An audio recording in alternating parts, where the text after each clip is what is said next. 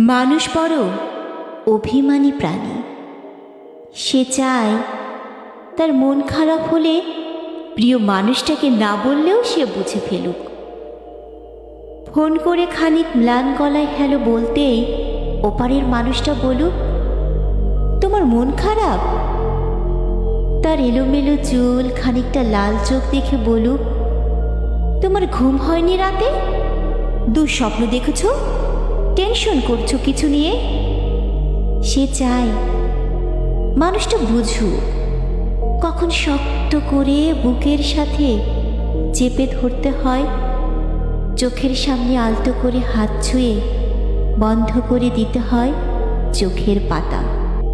সে চায় মানুষটা বুঝুক, কখন হাতের মুঠোয় হাত রাখতে হয়, ফিসফিসিয়ে বলতে হয়, আমি তো আছি, তবে মন খারাপ কেন?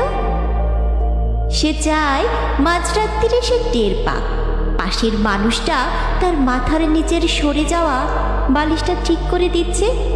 শেষ রাতে যখন খানিক হিম নামে তখন জড়িয়ে দিচ্ছে ওম চাদরে। সে চায় তার জন্য মাঝরাত্রিরেও কেউ বাড়ি ফেরার অপেক্ষায় থাকুক, মনে রাখুক তার জন্মদিনের কথা, প্রথম দিনের কথা, স্পর্শ ও অনুভূতির কথা। সে চায় তাকে ছুঁয়ে দেখতে গিয়ে কেউ মিথ্যে মিথ্যে অজুহাত বানাক, কেউ কপাল ছুঁয়ে দিয়ে বলুক, দেখি দেখি তোমার জ্বর হয়নি তো। অভিমানে দূরে সরে যেতে চাইলেই কেউ বলুক, খানিক ভুল করেছি বলেই দূরে সরে যেতে হবে, তবে এই যে এত ভালোবাসাবাসি, তাতে আরো আরো কাছে আসা যায় না?